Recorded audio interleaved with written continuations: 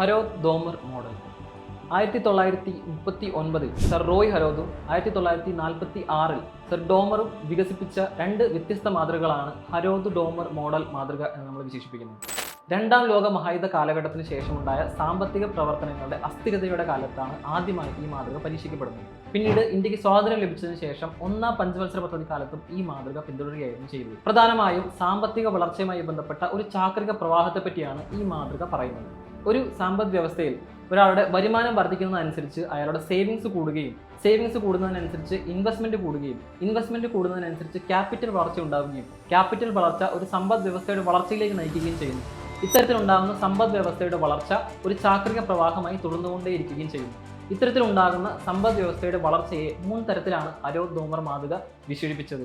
1 actual growth അഥവാ GA, 2 natural growth അഥവാ GN, 3 warranted growth അഥവാ GW. ഈ 3 തരത്തിലുള്ള വളർച്ചകളും സമതുലന അവസ്ഥയിലെത്തിയാൽ മാത്രമാണ് ഹരോത്ത് ഡോമർ മാതൃക വിജയത്തിലേക്ക് എത്തുകയുള്ളൂ.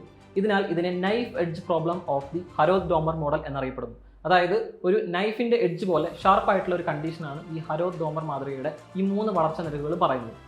ഇത് 3 സമതുലനാവസ്ഥയിൽ മുന്നോട്ട് കൊണ്ടുപോവുക എന്ന് പറയുന്നത് വളരെ ചലഞ്ചിങ് ആയിട്ടുള്ള ഒരു കാര്യമാണ്. ഹരോത്ത് ഡോമർ മാതൃകയുടെ പ്രധാന വിമർശനങ്ങൾ എന്ന് പറയുന്നത് ഇതിന്റെ അനുമാനങ്ങളെ ചുറ്റിപ്പറ്റി തന്നെയാണ്. പ്രധാനമായും ഇതിൽ തേയ്മാനങ്ങളൊന്നും ഉണ്ടാവുന്നില്ല എന്ന് സങ്കല്പിക്കുന്നു. രണ്ടാമതായി ഗവൺമെന്റ് ഇത്തരത്തിലുള്ള മാർക്കറ്റിൽ ഇടപെടുന്നില്ല എന്ന് സങ്കല്പിക്കുകയും ഇതിന്റെ ക്യാപിറ്റൽ ഔട്ട്പുട്ട് റേഷ്യോ സ്ഥിരമാണെന്ന് സങ്കല്പിക്കുകയും ചെയ്യുന്നു. കൂടാതെ എല്ലാവരും തൊഴിലിൽ ഏർപ്പെട്ടിരിക്കുന്നു എന്ന് സങ്കല്പിക്കുന്നു. തൊഴിലില്ലായ്മ എന്ന സങ്കല്പം ഇവിടെ ഉണ്ടാവുന്നില്ല. എല്ലാ ആളുകളും അവരുടെ മുഴുവൻ കപ്പാസിറ്റിയിൽ തൊഴിലിൽ ഏർപ്പെട്ടിരിക്കുന്നു എന്ന് വിശ്വസിക്കുന്നു. ഇത് ഇതിന്റെ നൈഫ് എഡ്ജ് പ്രോബ്ലം എന്നറിയപ്പെടുന്നു.